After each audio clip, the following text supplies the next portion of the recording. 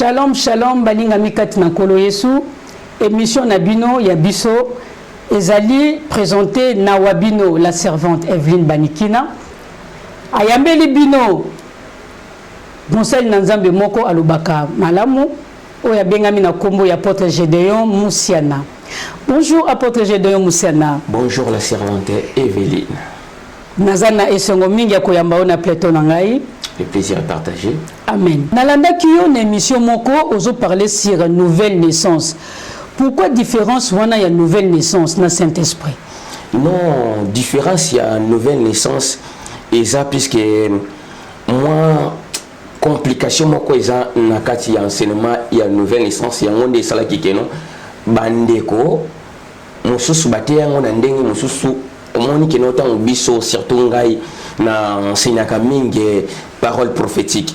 La parole prophétique, il y a toujours la différence. Donc, tu as une profondeur pour te yeba réalité aux hommes. Pour les bons temps, vraiment te nourriture solide. Est-ce que lelo okoki vraiment ko limole la biso yango pour te yeba différence yango? Différence c'est ce qui n'a bien limbole la yo na limbole la bandeko bazolanda biso. Différence wana ezali par rapport ya il y a confusion et dans Jean chapitre 3 verset 5 puisque dans Jean chapitre 3 verset 5 enseignant donc mes collègues mes frères au bateya yango na ndenge mususu puisque tant bazo kana Jean chapitre 3 verset 5 que non il faut naître d'eau et de l'esprit donc bango ba memimba la moko que non naissance ya mai na naissance ya molimo yango na nouvelle naissance. Or ce n'est pas ça le cas. Pourquoi on va collègue non bateya yo monyango bien te? La servante Evelyne n'a qu'à répondre boyem ezati oyo yo ba collègue nga bateya nga na monyango bien te ezali que non makominde erreur salama na makomi par rapport ya expression na ebite soki na kokota na profondeur comme ça tout meka ko comprendre biso nyonso tout mais quand un peu kolimole la biso na connaissance oyo yeli biso na mokona lelo. Bon na connaissance oyo nga na yeli bino na mokona lelo na okiko limbola nouvelle naissance boye. Ozomona tout d'abord que non Jean chapitre 3 du début donc son na verset 1 jusqu'à 13 et ça na histoire ya Nicodème. Nicodème aye kokutana na nkolo na biso otobengaka nkolo Yesu. Aye kokutana na ye na butu po na koboya keno baninga na eba mona te. Mais tango aye kokutana na ye c'est juste aye ka kokumisa bikamo. Amen. Azoba keno tozomona vraiment bikamo ozosala les otali sa keno yo uti et pas ya nzambe tata. Mais or ce n'est pas le cas. Nkolo mbala moko amemiye na likamo mosusu. Alors Nicodème esengeli na yobota malisusu mbala mibale ozomona mbala moko Nicodème akamwe mbala liboso alobi ndenge ni mutasa komi mukolo bwe na sina komi tata mobimba boye na koki ko bota malisusu mbala mibale mais kolo aye kolo bana maintenant dans Jean chapitre 3 verset 5 wana ni place zo ma complication ozomona puisque eloko e contredire awa watope memi confusion awa eza expression tango lobi que non il faut ko botama na molimo et il faut que botama na mai pe na molimo mbala moko bandeko ya biso mais mes frères des collègues donc tous les 5 ministères ba yoki juste Jean 3 5 balabi non mai na molimo donc ezali nouvelle naissance. Or ce n'est pas le cas mais yango ngana enseignement na te akiwana na mekaki kotalisa bandeko et puis na mekaki kotalisa ba enseignant mosusu ngana lui eloko moko il faut to simba na tangu ya lisolo na bango to pe conversation yo ezako dérouler molimo mo santo azala kité. Il faut savoir la servante na tawana même ba disciple ya nkolo baza na connaissance ya Saint-Esprit. Amen. Toloba. Mais maintenant ndenge nini nkolo place oyo bango ba telemi na Jean 3 5 kobotama na mai pe na molimo balobi kobotama na mai na molimo eza kobotama ya sika. Or conversation eza prophétique.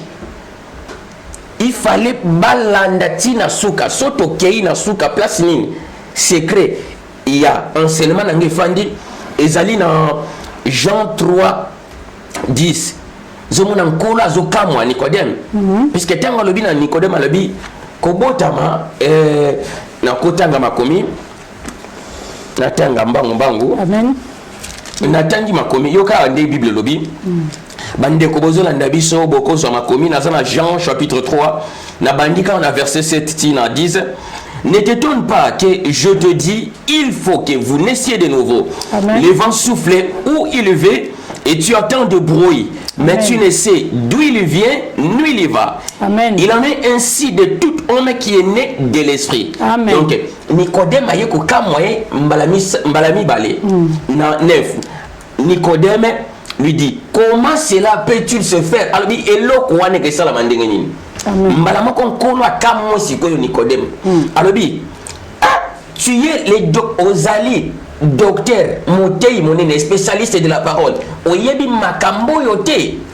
Ozomona. Mais maintenant tant que tu la nouvelle naissance. Soto lobi que no kobota mana mai.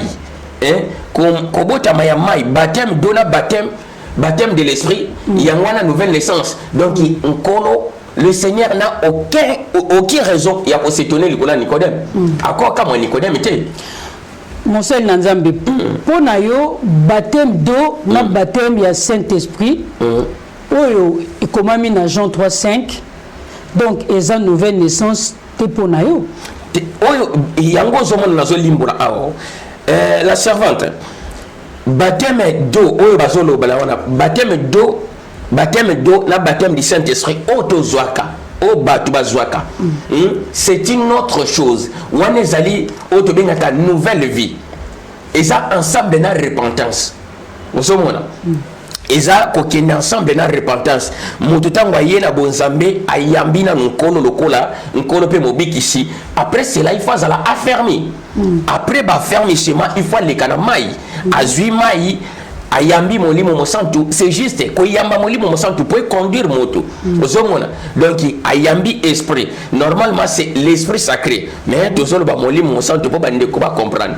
même ozomona donc kobotama na mai na molimo ezali otobengaka nouvelle vie ezali nouvelle naissance puisque tant que la nouvelle naissance est un mystère moko très profond yango zomona keno moto ya yambi nkolo lokola nkolo pe mobikisi aleki après avoir ko yamba nkolo aleki na ba fermissement après affermissement yango na zomona keno ba lekisi na mai azui baptême ya mai et puis azui baptême ya molimo mosantu wana to bengi yango nouvelle vie changement ya comportement maintenant et bandi à travers molimo to bengi esprit sacré eza molimo eza nouvelle naissance te limole la biso non malamu pour toujours qu'on comprendre bien te yango na lobi boye la servante tant que la nouvelle naissance nouvelle naissance en vrai sens ezali que non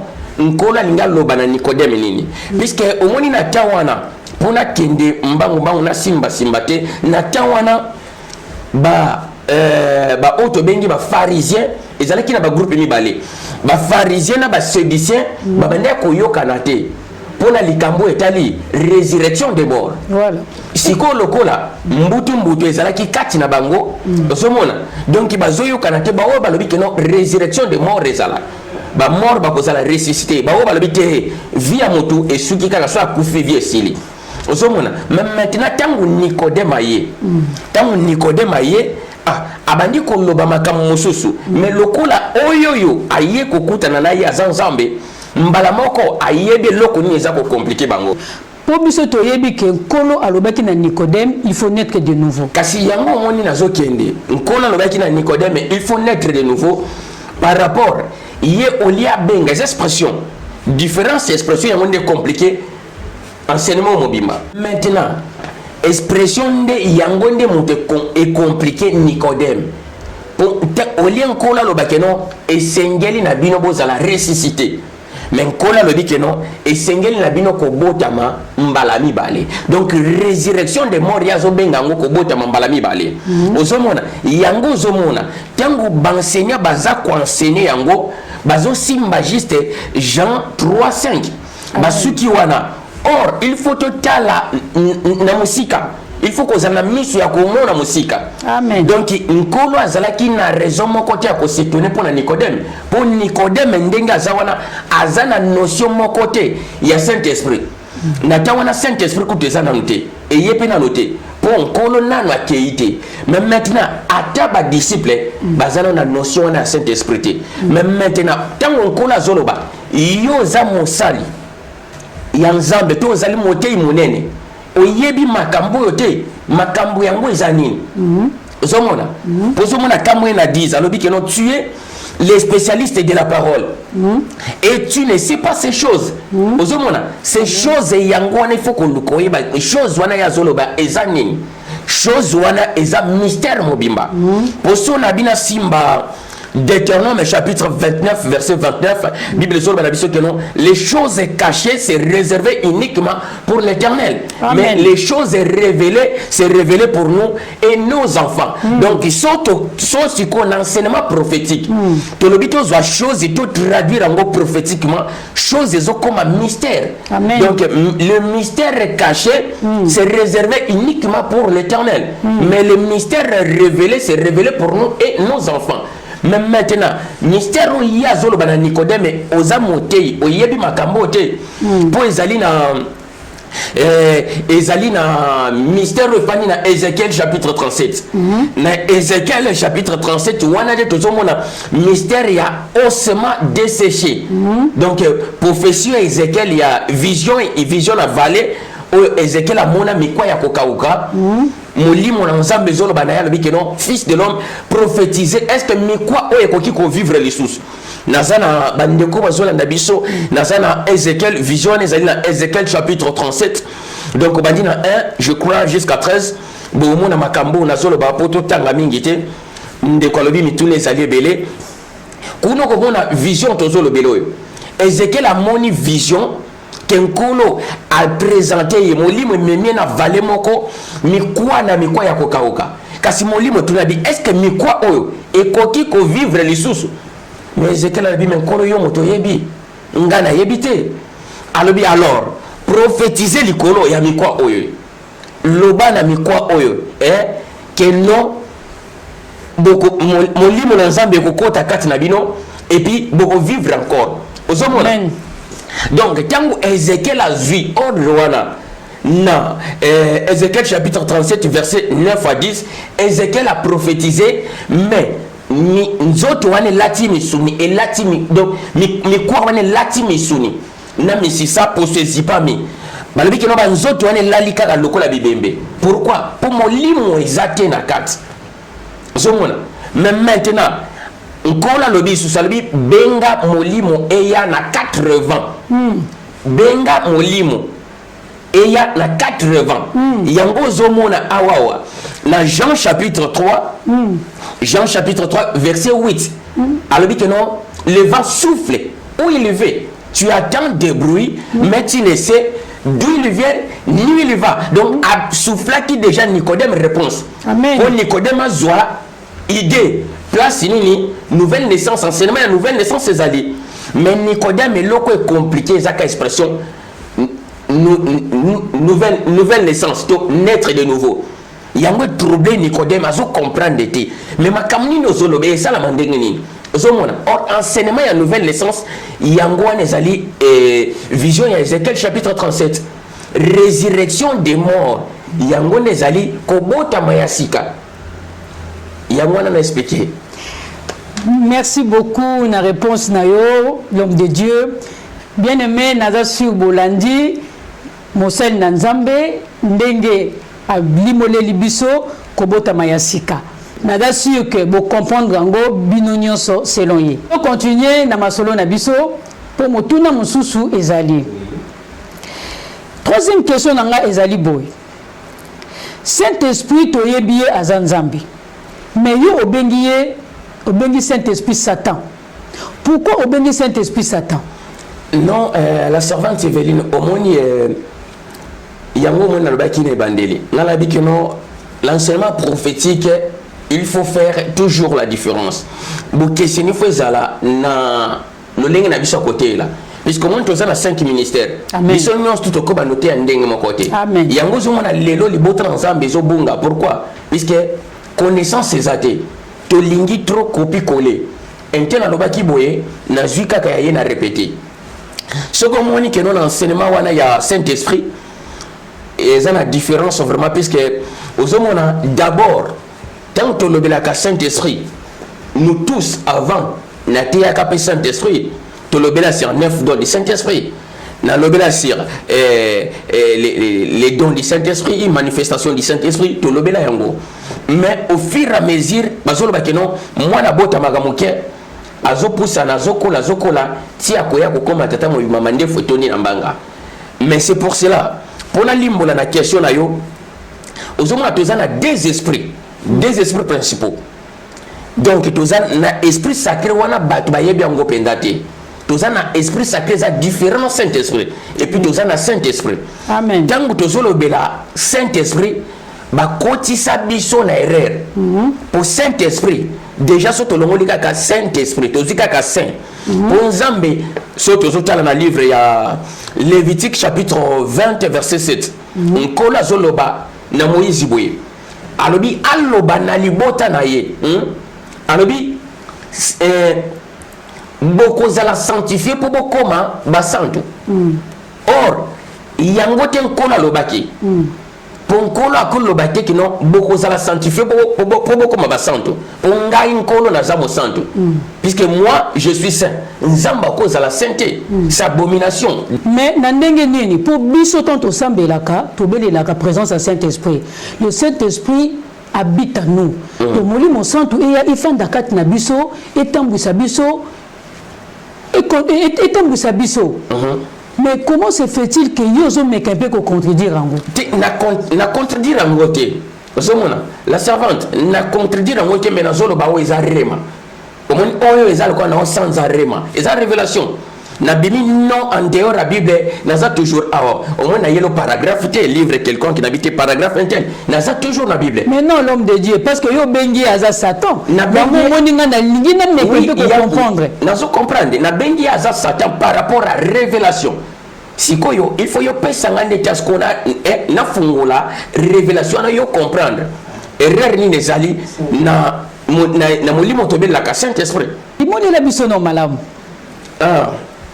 sona ko limbo la malamu na koloba boye nabi pour te comprendre milimo wana mi balende na biki tozana milimo mi balo ezali principaux tozali na esprit sacré premier esprit tozana esprit sacré yango eza présenté le kola esprit de vie.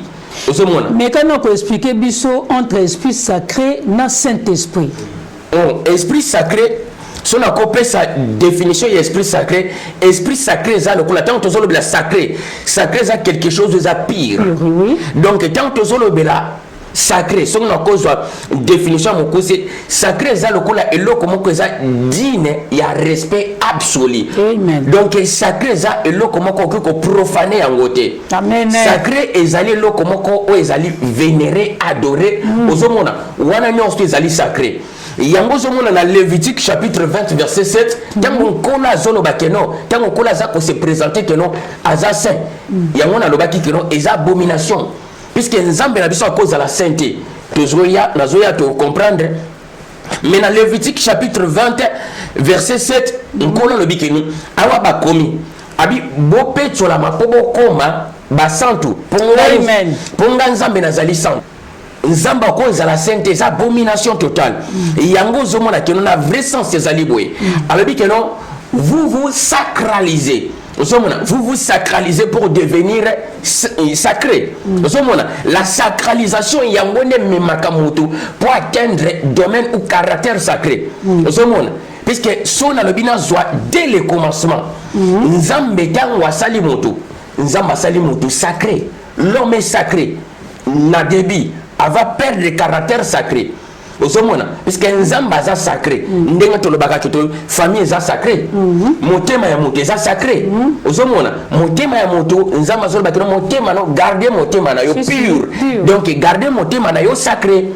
Ozomona alba jamais que no garder motema na yo saint. Même maintenant sacré yango wana nyosto. Or eloko batie awa wa saint il fallait bâtir la biso à sacré, esprit sacré. Il faut toi adorer l'esprit sacré.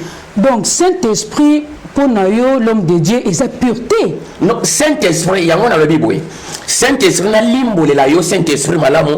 Bon, na tate esprit saint. Na limbo la kaka mo wana saint. Tant bazolo ba mo oyo saint. Saint déjà il faut yeba que non et outi na mot latin. Et là ici sanctus. Mais maintenant il faut yeba que non tant bazolo ba que non saint. Déjà il faut que nous avons un mot bizarre, ils ont la définition clarté. Mais surtout le bito zoyango ndenge zali. Tant que non moto yaza saint. Le saint ce sont des morts. Bakufi, bawei, oui. Bawei bangonde babengi bango ba saint. Zomona na église il y a ba grec depuis temps ya ba grec. Babengi bato nyonso au moins net na l'assemblée. Moto soki akufi. Le kola ndeko moko tozo sambela na ye akufi. Tango ba kondie esili. Mais maintenant comité o ba bengi comité ya sacristie ba ko fanda maintenant batala est-ce que vie na ye ya mutu wana eza vraiment malamu poto pese titre ya kibosanto. Mais l'homme de Dieu soki ndeti biso batu tobelela ka Saint-Esprit donc tobelela batu bakufa. Non tina yango nazoya la servante nazoya nazo expliquer un mystère on comprend dans malamu erreur wana eza place ni osomona puisque Bible zoba même na Osée chapitre 4 verset 6 elle dit que non libota na ngeza kobunga libota na nga eza détruire à cause ya nini à cause ya connaissance. Même Proverbe 19 précisant très bien alors dit que non manque ya science eza bien te pour la moto osomona soki connaissance eza te libote ke égarement. Mais maintenant tant que tu le Saint-Esprit tu ben la Saint-Esprit tu invoques ka Saint-Esprit tu zo kanisa keno tu za ko attribuer yango et pas ya nzambe tata. Or c'est faux. Nzamba ko tika la jamais ko sala saint. Ah bon? Mo ya saint et la kisi mowe. Moto ya kufi ba pesi kombo ya saint. Yango soki na ko zo exemple au mona ba Saint Félix, ba Saint Anuarite, ba Saint Marc, ba Saint donc ba kombo na nyosto yo kaka eza batu ba kufa. Le mot saint et la kisi esprit des morts. Ozomona mengana lobi yango et comme Satan dengeni. Pour nous préciser donc les mots saints ezali oyo babengaka l'église catholique bapesie béatitude au moins n'était pas na biso kuna na Congo na ebite soko yebi histoire oyo ya Sœur Anuarite tant ba fandeli dossier ya Sœur Anuarite osomona ba fandeli dossier ya Sœur Anuarite pour ba étudier yango nde bayaki kwa kopesa ye titre to bengaka béatitude yango ne mutazwaka. Oui, c'est l'homme de Dieu nayebi histoire ya Sœur Anuarite ezaki na Isiro. Oui nayebi yango très bien na Isiro yango zomona après assassinat Sœur Anuarite ndenge na préciser wana donc baye kopesa ye titre ya saint akomi maintenant Saint Anuarite ozomona mais maintenant bapesaka motu titre ya saint boeto o aza vivant. Puisque tous a des esprits n'est précisé esprit sacré ça esprit de vie tant que le Saint-Esprit ça esprit de mort ozomona donc différence ndé eza yango wana ba komeli biso awa puisque ça enseigné un peu moulai na za serndingo landa ki na ba enseignement na enseignant qui c'est ça yango sans son abenga ki ko na bi esprit sacré ça esprit de vie. Mais tant que bat baza ko adorer Saint-Esprit baza ko adorer Saint-Esprit na marque ya connaissance. Ozomona na maki ya connaissance yango baza ko adorer Saint-Esprit. Naza su ba bien aimé ba comprendre Moussel Nzambe ndenge aza ko limolela biso vraiment tozo kota pena na kata profondeur. Apôtre Gédéon Moussiana toti kolanda yo ndenge beteli biso lisolo ya Sœur Anuarite ndenge ba komisaka e sainte. Mais soki nazo linga na yeba na kati ya ba église tobelelaka Saint-Esprit na baluyembo na adoration et ça tout na banzembo mususu o toyembaka na kati église ngana lingaka mingi. Saint-Esprit consolateur, Saint-Esprit reviens à moi. Tenu banzembo wana tongo yemba avec esprit inspiration. Quand tu sens vraiment la chair de poule. Mais comment se fait-il que Yosa contredire Bisso?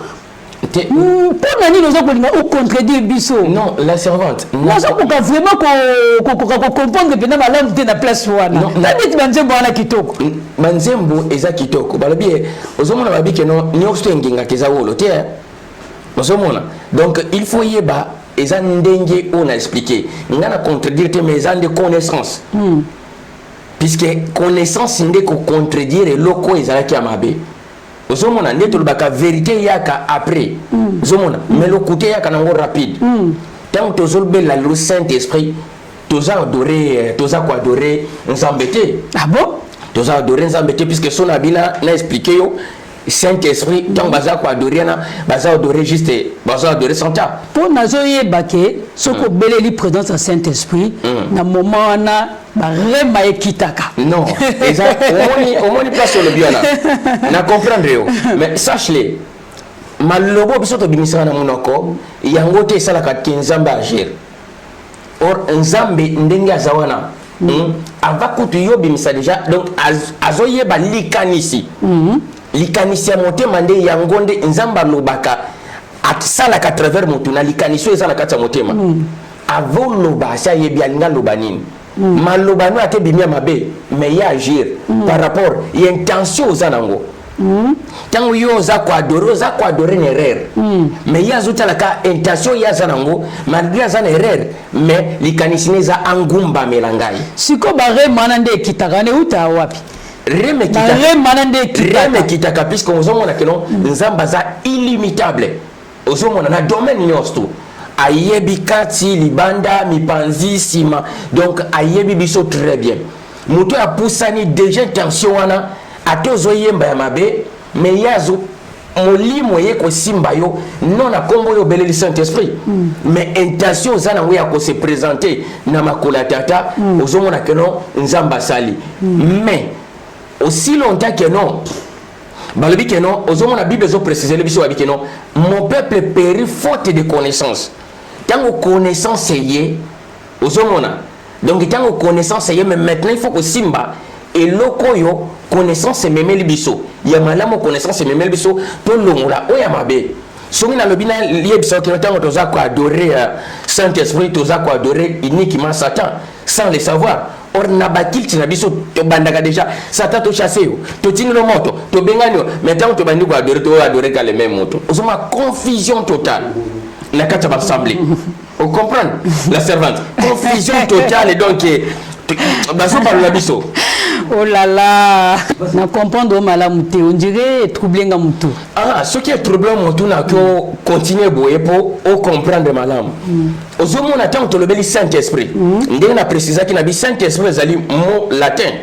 Ba benya mot santos. Mais si on a le bina zwa, le même Saint-Esprit wana na espagnol portugais na italien babenyango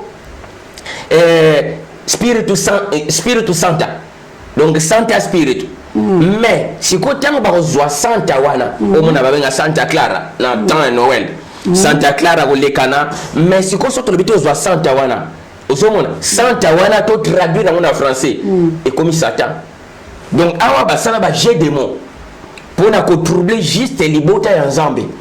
Awa wezana ba jet de mots terrible. Bible oyo il faut molimo penda ya nzambe pour interpréter Bible. Toza pour tout répéter Bible mais to interpréter Bible. Mais soki na lobina zwa kombo ya bassin to c'est Saint Anuarite Saint Etel na portugais na espagnol to pe na italien ezali santa te. Ezali Sao Paulo, Sao Thomas, ozomona ba jet ba sala na kat. Donc yango libota na nzambe eza vraiment na besoin. Il y a parole prophétique pour même la lumière na kati il y a vie à bana ensemble. Donc pour l'homme de Dieu petit corbe la Saint-Esprit. Non, pour n'engate désormais avec cette connaissance motoso kalinga prier il faut prier que non l'esprit sacré ndenge na préciser esprit sacré yango wana ndezali molimo ya nzambe tata ozomona nzambe tata aza sacré aza sainte. Pourtant bazolo ba neti lelo tolbanga la Sainte Bible tant que tu as la Sainte Bible tout ça le quoi que non li buku ba oui pour moi na que non bilo ni basala ba comment que non Ancien Testament et Nouveau Testament. Dès que nous parlons de testament zani mukando yo mowe ya tiki mukando mowe ya tiki na nzambe so na ngina landa yo uchi kotanga Bible mais otandika na kati ya Bible ngo bakoma Sainte Bible no mais kasi moto ya yeli yo buku oyo iye mutabongoli makambo nyonso mundelo ya iye na buku oyo mama abongoli makambo nyonso ozomona puisque ozomona la servante tokoli le kanate devant télé pour je sais que non derrière réalisation derrière réalisation tout le monde ndeko na biso dino pro donc il y a des gens au baolanda biso na basale ensemble minene bazawan na sima donc si on a meki ko bimiselo comme ça faut c'était bakanginga balamoko okoyoka ba modèle nini ba bimiselo ba verser na sia awa mais quand on a expliqué biloko na expliqué très clair amen et puis c'est loko moko te fabriqué na za toujours na kata ba sous-bassement biblique osomon donc nazo bimisa makambo ezali na kati ya Bible amen amen naza ndeo la Bible te yango na préciser que non il faut to bondela ka esprit sacré esprit sacré yango za esprit de vie pour Adam dès le commencement Adam zala qui sacré nzamba sala qui Adam sacré mais maintenant tango mutapengwi tolobaka apengwi donc l'homme s'est désacralisé tango mutoye na bonzambe tolobaka non l'homme mutabandi donc il faut la sacraliser sacralisation ils ont même moto atteindre caractère sacré pas comme sacré tant balobi sacré za lokolo séparé na mokili za sacrété tant muta yena bon sambe yango zo mona nzamba lobi awa azolba liebisa pepe yo bakozala sacraliser pour atteindre domaine ya sacré amen donc sacralisation yango de motememaka mutu atteindre domaine sacré au monde a commis un état pur donc à sacralisé pour atteindre à comment le niveau moko ya pur l'homme dès le commencement ça là qui pur l'homme ça là qui sacré après chute ya l'homme s'est désacralisé à perdre autobengaka caractère sacré à se désacraliser na lingala tolobaka et à pengwinde boy donc caractère wana nyonso ya bonzambe elongwe mutu penda komi lolengo tolobaka moto nyama donc yango wana mama Evelina nyakina na limbo la penda na sepeli na émission na biso ya bino émission na biso leki kitoko mingi nazasi ba bien aimé bolandi biso pour comprendre différence ya esprit sacré na Saint-Esprit. En tout cas, pour comprendre vraiment, Malam Ndenge Moussa Nzamba Wuti Kolimoli la biso. Pour s'abonner à la chaîne Nabiso Parole Sacrée, bah bien aimé, beau partager. Émission Nabino, où est qui présenté na servante Wabino, Evelyne Banikina, émission Nabiso Leki Kitoko. Na yebite soki serviteur azali na liloba moko ya suka pour na koyebisa biso poto si émission na biso. Non, liloba suka vraiment exaté. J'espère que non mbala liboso na émission na yo. Donc ezambala liboso me mbala suka te. Merci beaucoup. Donc il y a des sous na koleka. Donc voilà liloba suka exaté mais na yebi que non eza liloba liboso ça continue. Merci l'homme de Dieu, soyez béni au nom de Jésus-Christ. Naza kopé sambote na ba serviteur de Dieu, ou ba soutenir kanga na ba prière, ou bengami na kombo ya pasteur Fist Taya Indaya, na pesimbote mingi na pasteur Tukala Dieudonné na Londres, na pesimbote na pasteur Zachary Mbiavanga na États-Unis, na pesimbote na pasteur Dodo Ndombasi, na pesimbote na pasteur Santa, na pesimbote na la servante Mami Banikina, na pesimbote na Jonas Kabuya, mbote mingi na ba pasteur nyonso o balandi biso, pasteur Moïse Mbiye mbote mingi, apôtre Léopold Mutombo na pesimbote mingi na ministère amen. Sans oublier na réalisation Tozana Edino Image Pro Yawini Kunda Kleboa bangonde makambo pesi bango mbote mingi na kombo na Yesu bazala beni bapambwa na kombo na Yesu Kristo.